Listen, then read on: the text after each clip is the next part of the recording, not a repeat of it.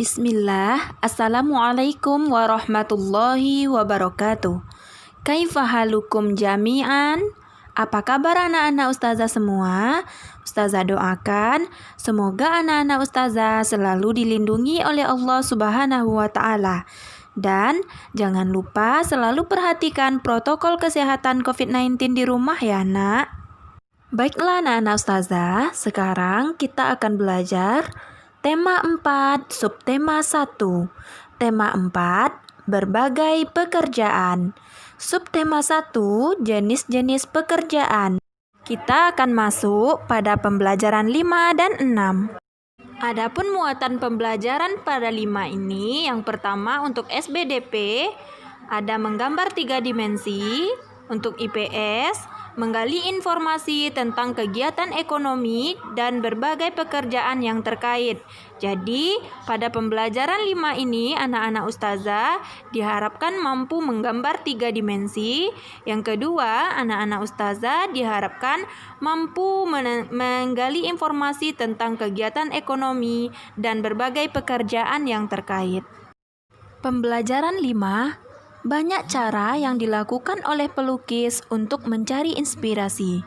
Salah satunya adalah dengan mengamati kegiatan dan peristiwa yang terjadi dalam kehidupan sehari-hari.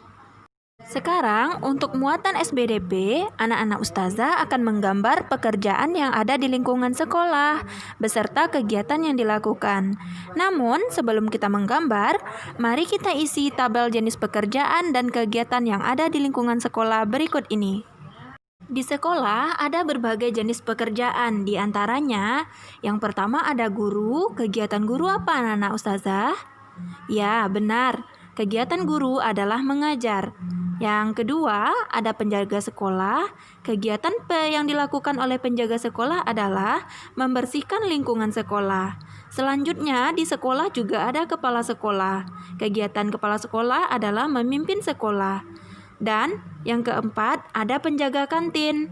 Kegiatan yang dilakukan oleh penjaga kantin adalah menjaga dan melayani murid di sekolah untuk berbelanja dan sebagainya. Yang nomor 5, tenaga administrasi, atau di sekolah kita namanya TU.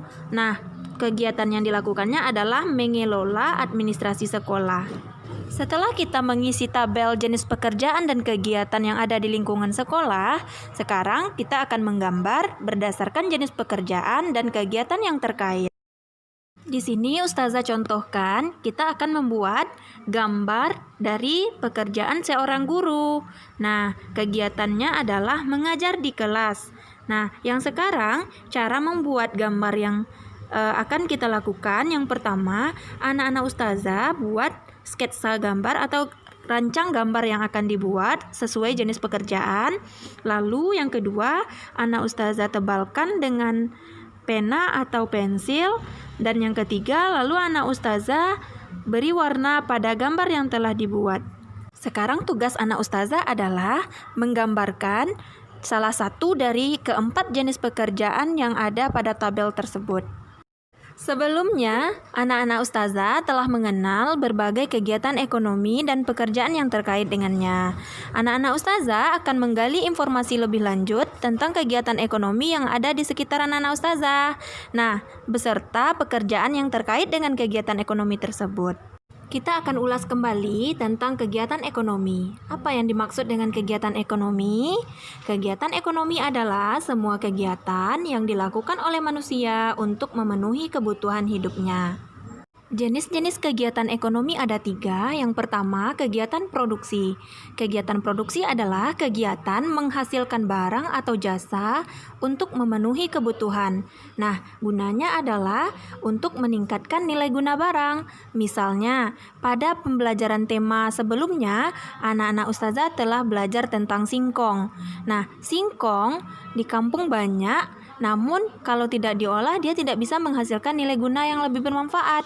Jadi singkong diolah menjadi tapai, selanjutnya diolah menjadi keripik singkong, ada getuk dan sebagainya. Sedangkan orang yang melakukan kegiatan produksi tersebut disebut dengan produsen. Jadi, jenis pekerjaannya produksi, orang yang bekerja pada kegiatan produksi disebut dengan produsen.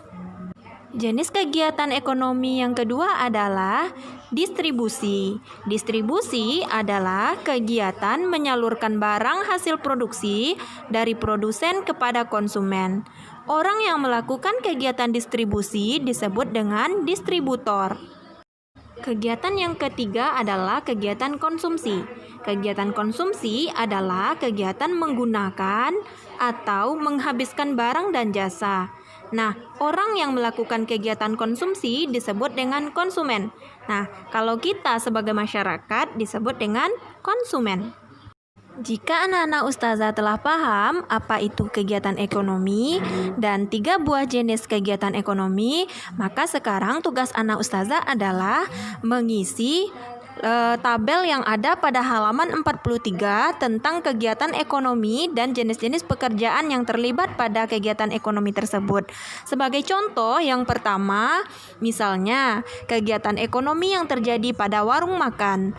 Pada warung makan, pekerjaan yang ada atau pekerja yang ada di sana adalah yang pertama, ada pelayan, yang kedua, ada kasir, yang ketiga, ada tukang masak atau koki. Nah, tugas anak ustazah mengisi nomor 2, 3, 4, dan 5.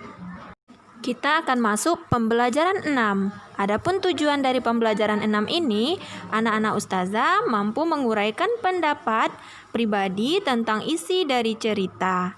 Yang kedua, anak-anak ustazah diharapkan mampu memahami makna hubungan simbol dengan sila-sila Pancasila.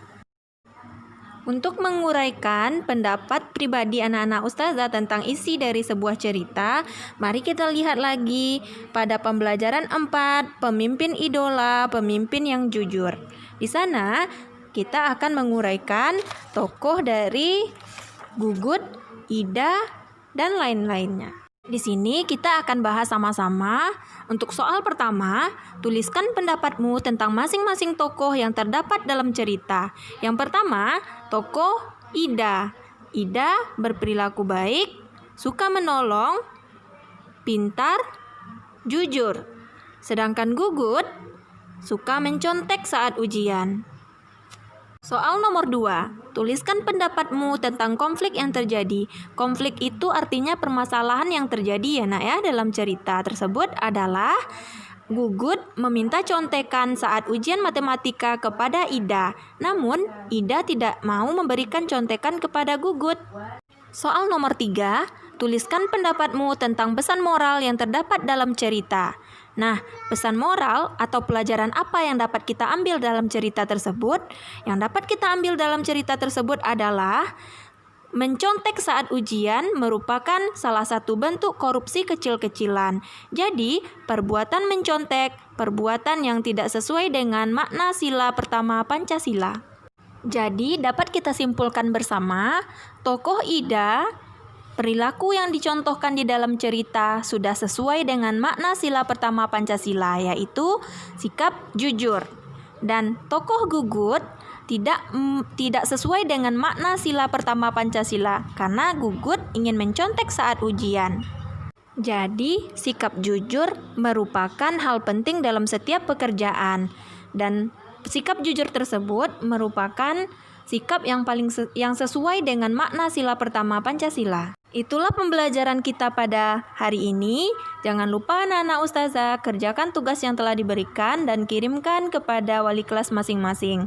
Dan ingat, untuk hari Selasa kita akan PH subtema 1 tema 4. Jangan lupa anak-anak ustazah kerjakan PH-nya secara jujur karena mencontek atau memberikan contekan merupakan korupsi kecil-kecilan saat ujian. Ustazah sudahi. Assalamualaikum warahmatullahi wabarakatuh.